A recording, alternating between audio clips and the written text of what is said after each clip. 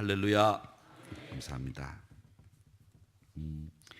오늘 이 45장은 1절에서부터 5절까지 아주 짧은 절을 가지고 있는 장입니다. 예레미야서가 예레미야 선지자의 글 가운데서도 많은 부분이 긴 글로 형성되어 있지만 오늘 이 45장만큼은 5절로만 구성이 되어 있는 장입니다. 여기에 아주 특이한 사람이 한 사람 등장하는데 이 사람은 잘 우리가 그 이름을 듣지 못했던 인물입니다. 이름이 뭐냐면 바룩입니다. 바룩. 이 바룩이라는 사람이 오늘 1절의 말씀에 보니까 유다 요시야 왕의 아들 여호야김의 넷째 해에 네리야의 아들 바룩, 이 예레미야가 불러주는 대로 모든 말을 책에 기록했다. 그때 선지자 예레미야가 그에게 말하였다. 이렇게 시작을 합니다. 그래서 이 바룩이라고 하는 사람이 도대체 누구인데 이런 예레미야의 친구로 또 예레미야가 불러주는 대로 책을 기록했을까? 이런 생각이 드는데 성경학자들은 이 바룩이라고 하는 사람이 예레미야의 절친이었다고 말합니다.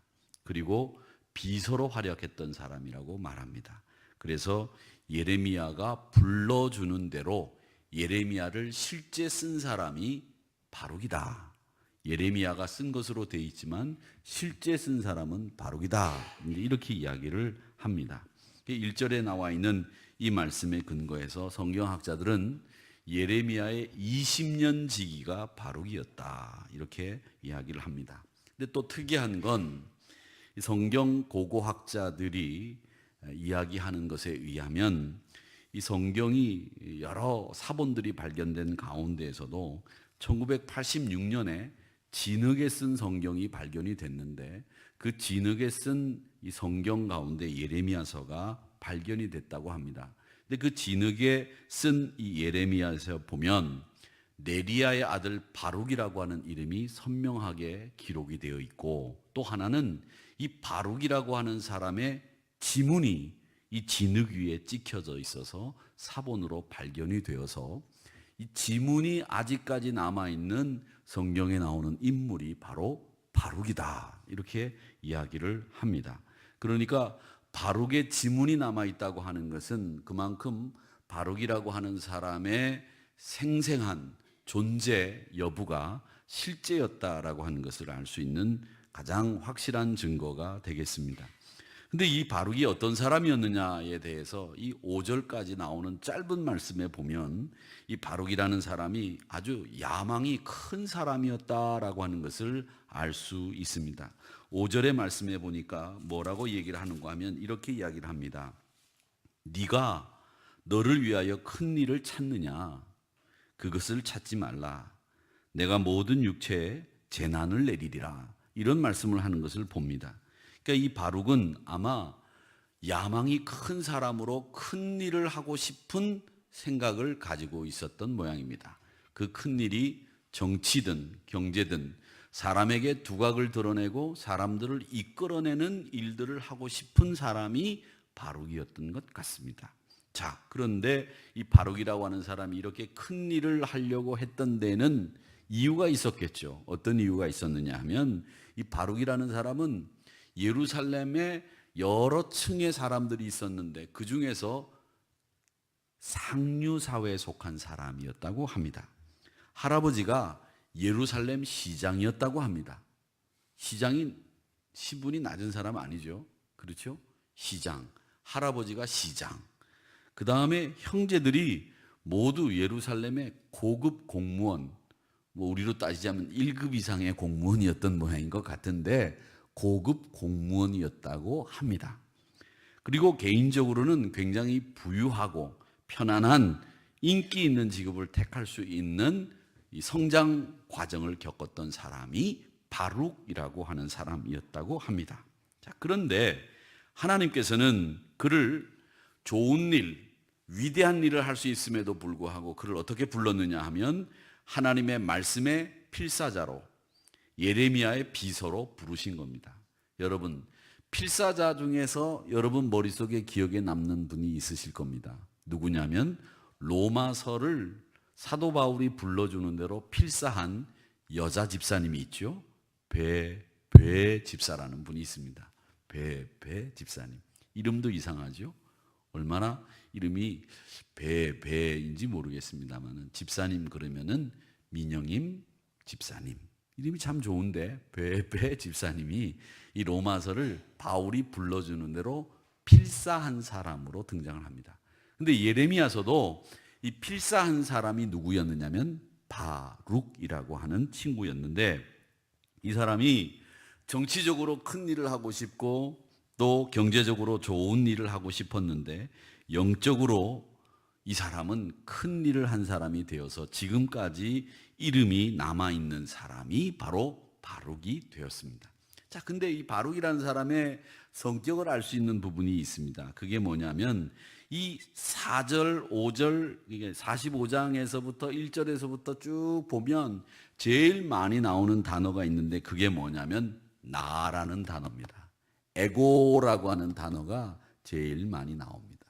뭐냐면 이 말은 이 바룩이라고 하는 이 사람이 어떤 생각을 가진 사람이었느냐면 늘 자기 중심의 생각을 하는 사람이었다. 그래서 말이 나오면 늘 내가, 나는, 내가, 나를, 이런 말들을 굉장히 많이 했던 사람이 바룩이었다라고 하는 겁니다. 그래서 3절 말씀을 한번 보시기 바랍니다. 네가 일찍 일어나 말하기를 화로다. 여호와께서 나의 고통을 슬픔으로 더하셨으니 나는 나의 탄식으로 피곤하여 평안을 찾지 못하였도다. 한 절에 나라고 하는 말이 몇 번 나오냐면 3번 나옵니다. 무려 이렇게 한 절에만 3번씩 나라고 하는 단어가 나올 정도로 이 사람은 자기 중심의 사람이었다는 것을 금방 알 수 있습니다. 여러분, 말을 하면 어떤 사람들 가운데에서는 자기 위주로 이야기를 하고 자기 할 말만 얘기하고 남의 이야기를 듣지 않는 분들이 계십니다. 여기 앉아 계신 분들 가운데는 그런 분들이 없는 것으로 제가 알고 있는데, 늘 대화를 나눠보면 자기 이야기만 하고 남의 이야기 안 듣고 대화를 그 사람이 이야기하면 거기에 맞게 적절하게 대답할 줄 모르는 분들이 의외로 많습니다. 모든 사람들이 대화를 저 사람이 이야기하는 것에 맞춰서 적절하게 대답하고 질문하고 그걸 순조롭게 아주 탁월한 언어나 수사를 쓰지 않더라도 그런 이야기를 풀어나갈 수 있는 분들이 흔하지 않습니다. 여러분, 말은, 대화라고 하는 것은 그냥 내가 입에서 나오는 대로 아무 말 잔치나 해가지고 대화가 되는 게 아니에요. 조화를 이루고 그 사람의 생각과 내 생각을 차이점을, 같은 점을 발견해내고 이야기 나누고 그러면서 서로에게 도움이 되는 이야기를 할 수 있는 대화가 있는가 하면 꼬투리를 잡아서 상대방을 공격하려고 하는 대화도 있습니다. 그런데 때에 따라서는 어떤 대화가 되든지 우리가 필요한 대화를 해야 되겠지만 그런 대화조차도 할 수 없는 분들이 많아요. 그게 어떤 사람들이냐면 바로 나를 중심으로 생각하고 나를 중심으로 말하고 나를 중심으로 생각하는 사람들, 말하는 사람들, 이런 분들은 대화가 되지 않습니다. 바룩은 대화가 되지 않는 사람이라고 생각하시면 됩니다. 그런데 보세요, 3절에 이렇게 얘기를 합니다. 내가 피곤해서 평안을 찾지 못했다, 이렇게 얘기를 하는데 그 피곤해서 평안을 찾지 못했던 이유가 뭐냐면 나의 탄식으로, 내가 탄식하는 것 때문에 피곤해서 내가 피곤하고 편안하지 못했다는 겁니다. 누가 탄식한 거예요? 남이 탄식한 게 아니라 내가 탄식하는 것 때문에 내가 피곤해졌다, 내가 탄식하는 것 때문에 내가 평안하지 못했다, 이렇게 이야기를 합니다.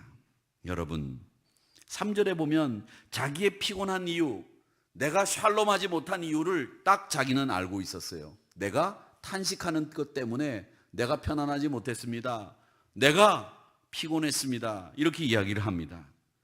여러분, 탄식이라고 하는 것은 힘들게만 하는 것이지 새로운 도전을 향해서 자신이 발전하거나 자신이 계획을 세우거나 자신의 지금 상황을 벗어나서 도전할 수 있는 이런 힘을 주는 일은 아닙니다.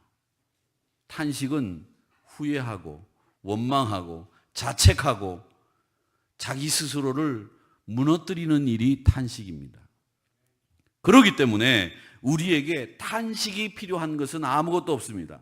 탄식이 필요한 일이 있어요. 그게 뭐냐? 로마서 8장 26절의 말씀에 보면 이런 말씀이 있습니다. 이와 같이 성령도 우리의 연약함을 도우시나니, 성령님이 우리의 연약함을 도우신다는 겁니다. 우리가 마땅히 기도할 바를 알지 못하는데, 기도할 바를 알지 못하는 우리에게 연약해서 우리를 성령 하나님이 도와주시는데, 그래서 우리가 기도할 바를 모르는데 성령 하나님이 말할 수 없을 정도로 사랑의 마음을 가지고 우리를 위해서 탄식해 주신 까닭에 우리가 그를 대신해서, 그가 우리를 대신해서 하나님 앞에 기도하고 계신다.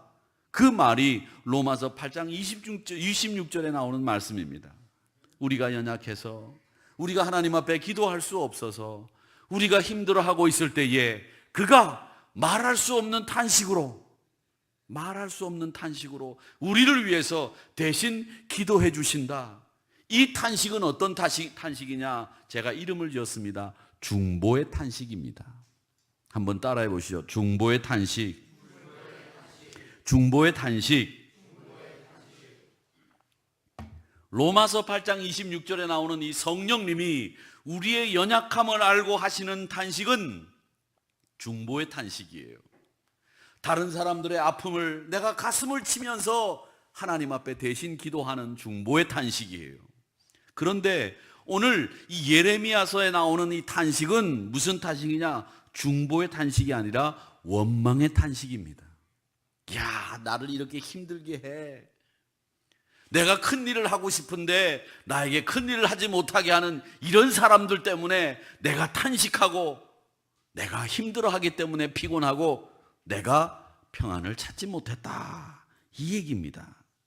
그러니까 성령님이 우리를 위해서 하시는 중보의 탄식과 지금 바루기 하고 있는 원망의 탄식과는 거리가 먼 거예요. 본질이 다른 거예요. 이 원망의 탄식이 언제 나오는 줄 아십니까? 자기 자신만을 위해서 자기 중심의 야망을 품고 그렇게 달려나가게 되면 좌절감을 맛보게 되면서 생기는 탄식이 뭐냐? 원망의 탄식이에요. 야, 나를 이렇게 못하게 만들었구나. 사랑하는 성도 여러분, 야망 때문에 자기 중심으로 살게 되면 우리 안에 나오는 탄식은 원망의 탄식밖에 없습니다. 사랑하는 성도 여러분, 다른 사람을 긍휼히 여기고 그분을 위해서 내가 하나님의 목적에 맞게 살 수 있도록 기도해드리고 나도 하나님의 목적에 맞게 살도록 자꾸 애를 쓰다 보면 그게 바로 중보의 탄식이 되는 거예요. 우리 사랑하는 성도 여러분, 여러분들이 기뻐하시는 일들이 뭐냐? 저는 여러분들이 중보의 탄식을 기뻐하시기를 주의 이름으로 축원합니다. 그분 요즘 힘드시다는데 내가 그분을 위해서 기도해드려야지. 그때 기도하는 마음이 중보의 탄식, 성령님이 하신 로마서 8장 26절의 말씀이에요. 그런 탄식을 여러분들이 꼭 감당하시기를 주님의 이름으로 축원합니다. 힘들고 어려운 분들 찾아가셔서 중보의 탄식을 해주세요. 그게 우리 예수 믿는 사람들 아닙니까? 제가 요즘에 어떤 목사님 이렇게 유튜브를 한 20-30개를 봤는데, 설교 유튜브를 20-30개를 쭉 봤는데, 장경동 목사님이 참 우스운 얘기를 많이 하시던데, 장경동 목사님이 그런 얘기를 하더라고요. 남을 도와줘야 됩니다. 힘들어도 도와드려야 됩니다. 막 그러면서 여러분 힘들 때 남한테 손을 내밀어서 도와달라고 하세요. 그런 얘기를 하시더라고요. 그러면서 힘들다고 절대 자살하지 마세요. 그렇게 얘기하시더라고요. 그러면서 정 죽고 싶으면 빌딩 위에 올라가서 서 있고 누구 와서 나보고 밀어달라고 하라. 그렇게 얘기를 하더라고요. 무슨 소리인지 지금 못 알아들으셨어요, 여기는? 정 힘들면, 죽고 싶으면 빌딩 위에 올라간 다음에 남편 보고 와서 밀어달라고 그러래요. 아직까지 무슨 얘기인지 모르시는 분들이 좀 계신데, 그 말은 뭐냐? 죽지 말자는 얘기죠. 여러분, 죽어서 될 일이 아니에요. 그리고 우리가 주변에 도와드려야 될 분들이 얼마나 많이 있어요. 여러분, 사실 여기 있는 분들 중에서 남의 도움이 필요 없는 분이 누가 있어요? 다 도와주어야 하고 도움 받아야 될 사람들이잖아요. 저는 도움 제일 많이 받아야 될 사람 중에 하나가 저예요. 저는 누가 안 도와주면 제 꼴이 말이 아니 돼요. 제 꼴이 어떻게 되겠습니까? 와이셔츠 안 다려주면 티셔츠 입고 나와야 되고요. 밥 안 차려주면 굶어야 되고요. 저는 제가 할 줄 아는 게 진짜 아무것도 없어요. 제가 얼마 전에 밥을 넣고 밥솥을 스위치만 누르면 되는 밥솥을 써보려고 했는데 내가 그래도요, 제가 기계에는 정말 탁월한 능력을 가지고 기계를 다룬다고 생각했어요. 제가 젊었을 땐 얼리 어답터였어요. 아세요? 얼리 어답터. 어떤 물건이 새로 나오면 그 물건을 제일 먼저 사서 활용해보고 그 물건이 어떤 물건인지를 아는 사람, 얼리 어답터. 우리나라에 내비게이션이라고 하는 게 없을 때 마이크로소프트사에서 뭐가 나왔느냐면 이상한 기계가 하나 나온 게 있었어요. 스마트폰 나오기 전에 요만한 게 나온 게 있었는데 그걸 사가지고 제가 다른 사람들 내비게이션 안 쓸 때 저는 내비게이션 키고 다닌 사람이에요. 이래봐도. 여러분, 내비게이션 모를 때 그걸 켜놓고 다니면서 말이죠, 많은 사람들에게 내가 얼리 어답터라고 말이죠. 컴퓨터도 말이죠, 제일 빠른 컴퓨터, 제일 가벼운 컴퓨터, 이런 거는 제가 안 쓰면 직성이 안 풀리는 사람이었어요. 얼리 어답터. 그런데 지금 와서 밥솥에 스위치를 눌러서 밥을 못하는 사람이 됐더라니까요. 제가 이렇게 신세가 철행하게 될 줄 몰랐어요. 세탁기를 넣고 스위치를 돌렸는데 그게 삶아지는 거였어요. 그게 삶아지는지 내가 어떻게 알았나? 세탁기가 삶아지는 걸 난 몰랐어. 지금까지 며칠 전에 알았어요. 아, 삶는 세탁기도 있구나. 선전을 봐도 그 선전을 허투루 본 거예요. 제가 신경을 안 쓴 거죠. 그러니까 제가 이번에 제가 깨달은 게 참 많이 있어요. 야, 내가 도움이 없으면 못 사는 사람 중에 우리 교회에서 1등이겠다 이런 생각을 했어요. 그러니까 제가 사실은 이 꼴이 이래도 이게 다 남의 도움으로 이렇게 된 거예요. 이게 여러분 도움도 여기 있어요. 다 이게 참, 그래서 제가 가만 생각해 보니까 제가 참 한심하더라고요.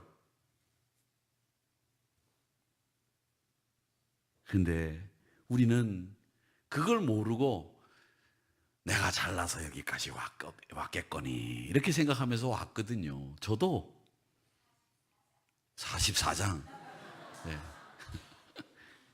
오늘 읽은 전장이에요. 네. 오늘 본문은 45장. 사랑하는 성도 여러분, 우리 믿음의 사람들은 그걸 아셔야 돼요. 여기서 저도 그렇지만 남의 도움 필요 없는 사람은 아무도 없습니다. 그렇기 때문에 우리 믿음의 사람들이 해야 될 일 중에 하나가 뭐냐? 중보의 탄식. 그걸 우리 믿음의 사람들이 꼭 감당하여야 될 줄로 믿습니다. 그런 중보의 탄식의 주인공들이 여러분 되시기를 축원합니다. 자, 여기 보면 4절에 또 이렇게 얘기를 합니다. 4절을 우리 같이 읽어보겠습니다. 시작. 너는 그에게 이르라. 여호와께서 이와 같이 말씀하시기를 보라, 나는 내가 세운 것을 헐기도 하며 내가 심은 것을 뽑기도 온 땅을 그러하겠거늘. 아멘. 이 말씀은 어떤 말씀이냐면 제가 설명해 드릴게요. 바로가 이 땅에 큰 재앙이 일어난다. 칼과 기근과 연병, 멸망이 찾아온다. 너희들 포로 생활을 하게 될 거다.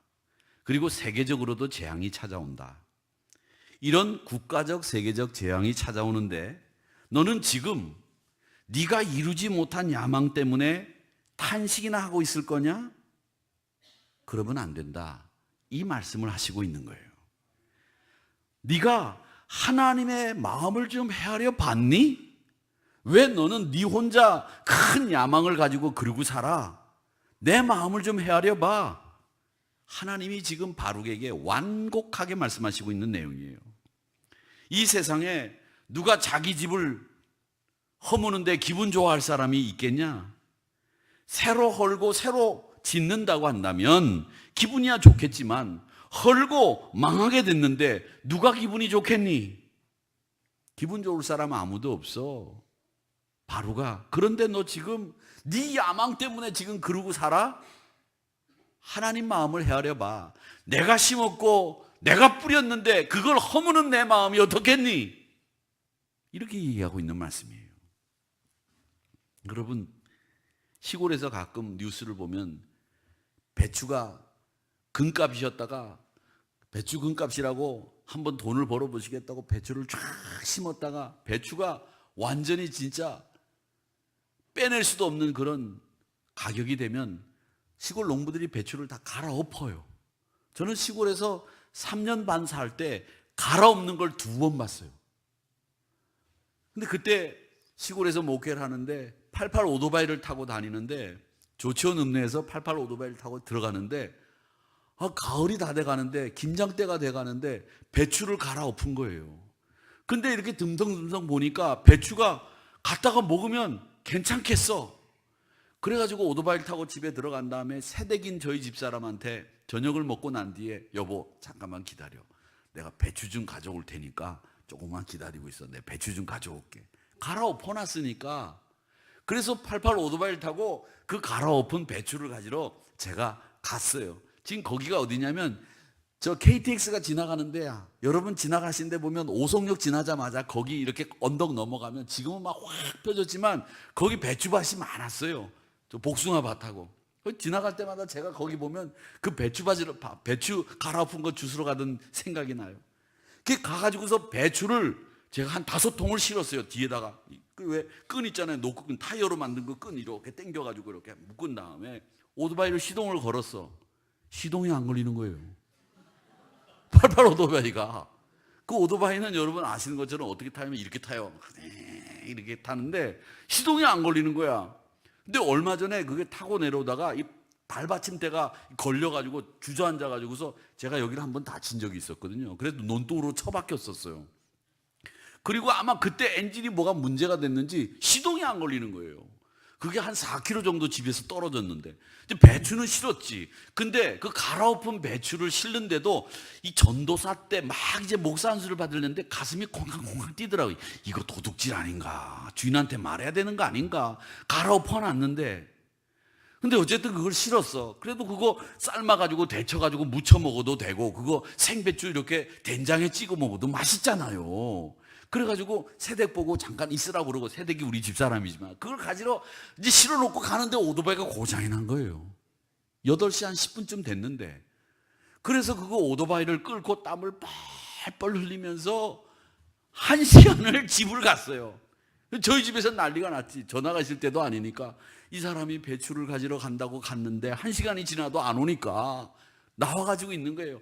온몸에 땀에 흠뻑 젖어가지고 말이죠. 제가 그 배추 5통을 가지고 오다가 무거워서 다 발로 차서 버렸어요. 배추는 배추대로 못 먹고 오토바이는 오토바이대로 고장나고 땀은 뻘뻘 흘리고 그 밤에 얼마나 고생했는지 지금도 배추 갈아엎는 뉴스만 딱 보면 그때 배추 주스러 갔던 기억이 나요. 여러분 그런 추억 없으시죠? 근데 여러분 그 갈아엎을 때 농부 심정이 어떻겠어요? 한 해 농사 해가지고 이제 조금 겨우살이 준비하려고 배추를 심었는데 그걸 갈아엎었으니 기가 막힐 거 아니에요. 근데 그 기가 막힌 심정이 누구 심정이냐? 하나님 심정이라는 거예요. 하나님 심정이라는 거예요. 제가 그때 깨달은 게 있어요. 지금은 배추 갈아엎어도 나라에서 보조금 줘요. AI가 돌아가지고 조류 독감이 돌면서 그 닭을 매몰해버리면 보조금이 나와요. 근데 예전에는 그런 거 없었어요. 그러니 그 농부들이 오죽했겠어요. 기분 좋을 리가 없죠. 근데 지금 유다 백성들을 향해서 하나님이 하시는 말씀이 바로 그거예요. 내가 갈아엎을 그런 마음이다. 그런데 네가 지금 네 야망이 이루어지지 않는다고 탄식하고 피곤하다고 편안하지 않다고 그런 말 하게 됐니? 지금 이 얘기예요.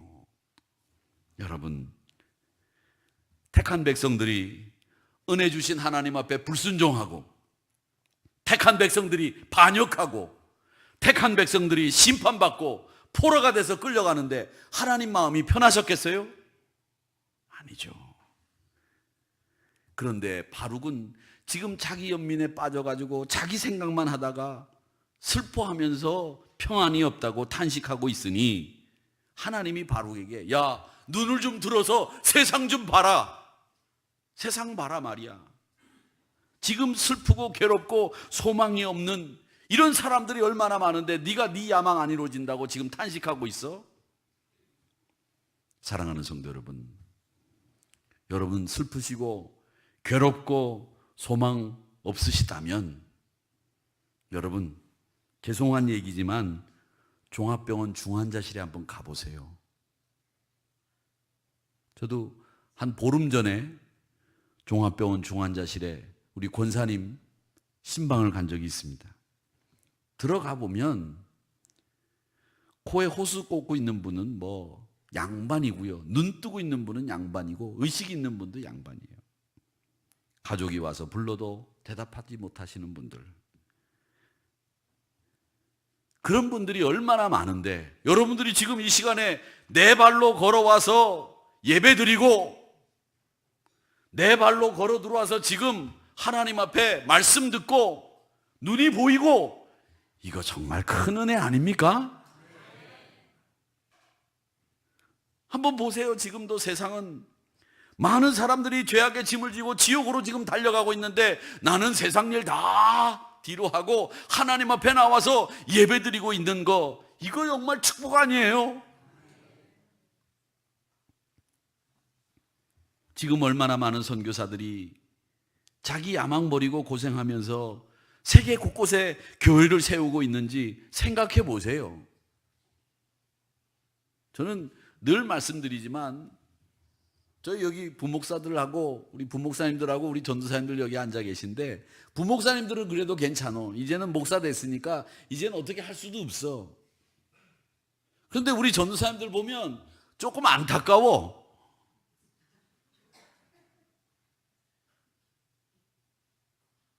어떤 게 안타까우냐? 야, 심전도사, 지금도 안 늦었어. 잘 생각해. 강전도사, 요즘 살이 많이 쪘네. 다시 생각해. 이분들이 뭐 집안이 못 살아서, 부모님이 없어서, 할 일이 없어서 이 자리에 나와서 주를 위해서 목회하겠다고 나선 거 아니에요. 저는 이 전도사님들 보면 참 마음이 애틋해요. 사실은 우리 딸아이들 나이인데 이런 생각을 할 수 있었다는 게 정말, 저는 이 친구들을 항상 용서해 주고 싶고 항상 이해해 주고 싶은 마음이 드는 게, 주를 위해서 헌신하겠다고 하는 그 마음 한 가지만 먹은 것만 해도 저는 고맙고 감사하고 가슴이 뜨거워져요. 제가 선배 노릇을 제대로 할까? 이런 생각도 들어요.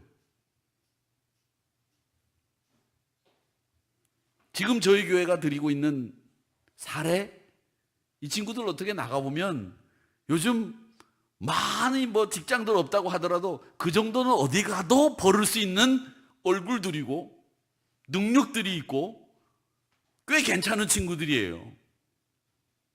그런데 예수님 때문에, 그 예수님 때문에 이렇게 살겠다고 다짐한 거예요. 여러분, 저는 그래서 이 예수님 때문이라고 하는 말만 나오면 제가 막 어떻게 해야 될지 모르겠어요. 그거 하나만 결정한 것만으로도 네 인생은 축복받은 거다. 저는 그렇게 생각합니다. 사랑하는 성도 여러분, 우리가 자기 연민에만 빠져 있어서 될 일이 아니에요. 최소한 예수 믿고 구원받은 사람으로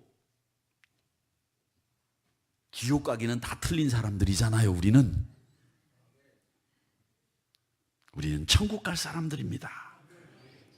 그리고 지금 살아서 일용할 양식을 먹으면서 살고 있는데, 하나님이 우리를 보살피고 있는데 자기 야망 좀 못 이루었다고, 자기 연민에 빠져서 슬퍼하고 괴로워하고, 하나님은 그걸 지금 지적하고 계신 거예요.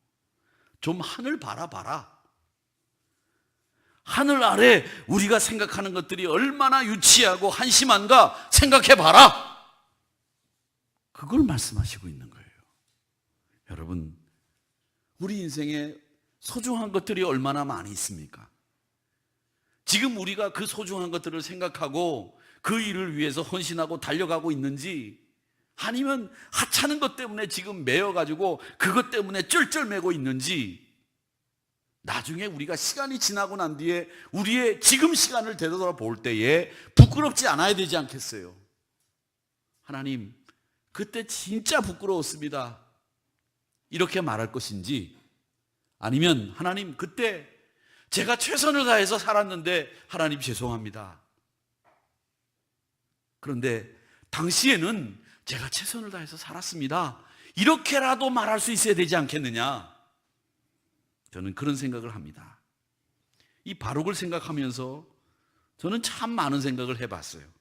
그런데 이 바룩의 하찮은 그 자신의 야망 때문에 하나님의 뜻을 헤아리지 못하는 그 실수가 나에게 있어서는 안 되겠다,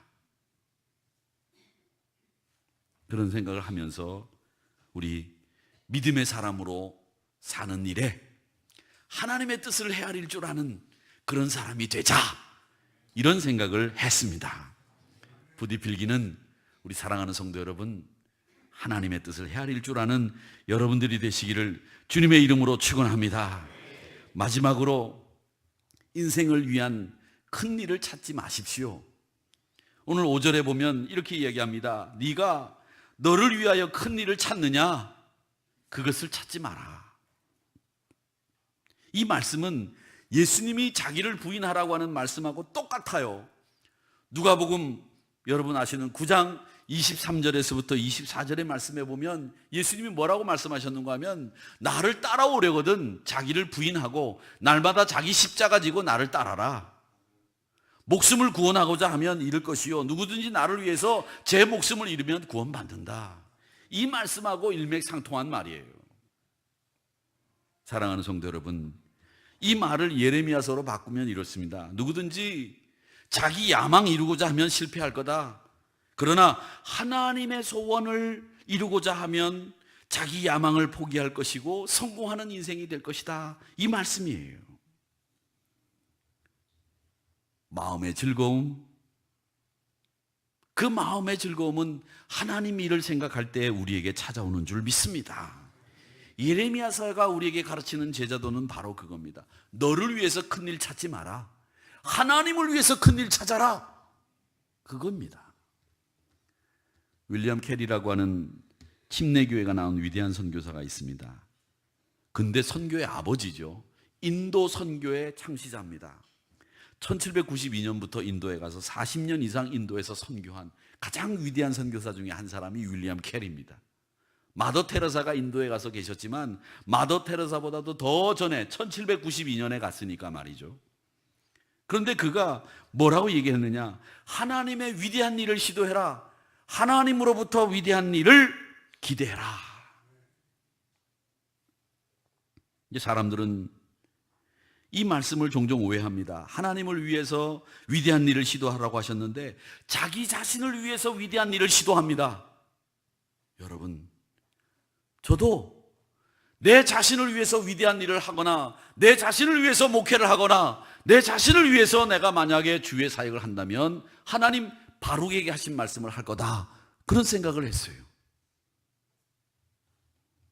우리는 내 자신을 위해서가 아니라 하나님을 위해서 위대한 일을 시도해야 된다고 하는 사실을 기억하시고, 우리 이 자리에 나오신 여러분들이 하나님을 위해서 위대한 일을 할 수 있는 여러분들이 되시기를 주의 이름으로 축원합니다. 허드슨 테일러라는 사람 아시죠? 이분은 19세기에 중국 내지 선교회, 인랜드 미션이라고 하는 내지 선교회를 조직을 해서 중국 선교에 공헌을 하신 분이 허드슨 테일러입니다. 여러분 기억해 주세요. 허드슨 테일러는 중국 선교에 관련된 일화 중에 제일 많은 일화를 가지고 있는 유명한 선교사입니다. 근데 이분은 작은 일은 그 자체로 작은 일이다. 그러나 작은 일에 충성스럽게 감당하는 것이 위대한 일이다. 그랬습니다. 연말이 돼갑니다. 우리 교회 1년 연간 계획은 11월로 끝이 납니다. 오늘 11월 첫째 주 금요일 심야 기도회 여러분에게 말씀드립니다. 교회를 위해 봉사할 일꾼이 필요합니다. 저는 우리 하누리교회에서 차량 봉사, 안내, 청소, 설거지 이 봉사하시는 분들을 볼 때마다 고개가 숙여집니다. 감사하다는 말이 저절로 나옵니다. 저는 그분들이 하시는 말이라면 무조건 들어야 된다고 생각합니다. 무조건. 목사도. 설령 그분들의 얘기가 틀렸다고 하더라도 이분들이 말씀하시면 저는 무조건 예라고 대답할 준비를 하겠다고 생각합니다. 여러분, 어디를 가시더라도 주차장에서 일하시는 분들, 식당에서 일하시는 분들, 여러분을 위해서 서빙하시는 분들 반말하지 마시고 존대하시고 항상 존경하세요. 존경까지는 아니더라도 하대하지 마세요. 여러분, 하대하는 순간에 여러분 우스워집니다. 여러분을 하찮게 보는 거예요. 여러분이 그분들을 존경하면 그분들은 여러분에게 극진히 잘할 뿐만 아니라 여러분들이 그분들로부터 대접을 받습니다. 저는 어디를 가든지 주차장 요원이 쓰라 그러면 딱 쓰고 그분의 말을 들을 수 있도록 창문을 반쯤 내려놓고 비상등을 켜고 기다립니다. 그리고 그분만 쳐다봅니다. 그러면 한층 더 안 내려가는 일이 꼭 생깁니다. 이 자리에 있으니까 저기 가면 넓은 자리 있으니까 거기다 차 세우십시오. 네, 알겠습니다. 이러고 갑니다. 거기서 창문 올려놓고 뭐 어디 그 자리밖에 없어? 여러분 그러지 마세요. 예수 믿는 사람은 그런 사람 아닙니다. 그리고 밝은 미소로 친절하게 새신자를 안내하는 분들을 저는 존경합니다. 팔을 걷어붙이고 토요일 그린팀들이 교회에 오셔서 청소하시고 설거지하시고 그런 분들 볼 때마다 저는 그 작은 일이지만 그 일들을 충성스럽게 감당하시는 그분들 때문에 우리 하누리교회가 천국이 되는 줄 믿습니다. 마태복음 25장에 보면 달란트 비유를 비롯해서 반복적으로 나오는 말씀이 있습니다. 그게 뭐냐? 착하고 충성된 종아, 잘하였도다. 네가 적은 일에 충성하였기 때문에 내가 많은 것을 네게 맡길 터인데 내 주인의 즐거움에 참여할지어다. 이렇게 말씀하셨습니다. 예수님 앞에 가시는 날 여러분들이 너 뭐 하다 왔니? 예, 예수님 저는 이런 일 하다 왔습니다. 작은 일이라고 할지라도 그 일을 예수님 앞에 보고 드릴 때에 착하고 충성된 종아, 네가 잘하였다. 이런 칭찬받는 여러분들이 되시기를 주의 이름으로 축원합니다. 너 뭐 하다 왔니? 그때는 솔직하게 얘기해야 될 거 아니에요. 예수님, 저를 위해서 일하다가만 왔습니다. 아이고, 네가 한 일이 없구나. 그래, 네 욕심은 이루었냐? 아니요. 제 욕심도 못 이루었습니다. 그럼 네 뭐 했니? 아무것도 한 게 없네요. 아이고, 그렇구나. 번거지 뒤집어 쓰고 저기 구석에 가 있어라. 생명의 면류관, 의의 면류관을 써야 되는데 천국 가서 저 구석에 가서 번거지 쓰고 있으면 되겠어요? 혹시라도 제가 번거지 쓰고 저 구석에 있으면 목사님 내 그럴 줄 알았네 이러지 마시고 저를 긍휼히 여겨주시기 바랍니다. 우리 그런 거기선 아멘 그러면 안 되죠. 근데 어쨌든 좋은 말로 아멘 하신 거라고 저는 생각합니다만은 우리 모두 생명의 면류관, 의의 면류관 쓰시고 많은 사람들에게 존경받으면서 거기서는 영광 중에 거하시는 우리 하누리 성도님들이 되시기를 주님의 이름으로 축원합니다. 자, 이런 사람들이 받는 복이 뭐냐? 제가 시간이 많이 갔기 때문에 한 말씀만 드리고 설교를 끝내겠습니다. 자, 마지막 5절 하반절에 보면 이렇게 되어 있습니다. 내가 너에게 내 생명을 노량물 주듯 하리라. 이렇게 되어 있어요. 이 말씀은 무슨 말씀이냐면요, 이런 말씀이에요. 전쟁에서 이기면 전리품이 생기잖아요. 그 전리품을 주는 거예요. 이 전리품을 줄 때 어떤 사람에게 줘요? 전쟁에 공이 있는 사람에게 주지 않습니까? 그랑 똑같은 거예요. 내가 너에게 네 생명을, 세상이 다 재앙을 만나고 다 목숨을 잃고 심판을 받고 전쟁 포로로 끌려가지만 너는 내가 노량물 주듯이 네 생명을 주겠다. 공짜로, 네가 공이 있기 때문에 너에게 네 생명을 주겠다.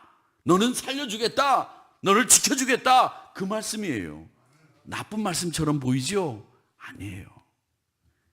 이 말씀은 하나님께서 우리에게 축복하시는 말씀의 내용입니다. 사랑하는 성도 여러분, 다른 사람들이 다 전쟁 포로로 끌려가고 심판을 받고 죽는데 여러분만큼은 바룩같이 네 생명을 노량물 주듯 그렇게 하여 너를 살려주고 너를 남은 자 만들어주겠다고 하는 약속의 주인공들이 여러분들이 되시기를 주의 이름으로 축원합니다.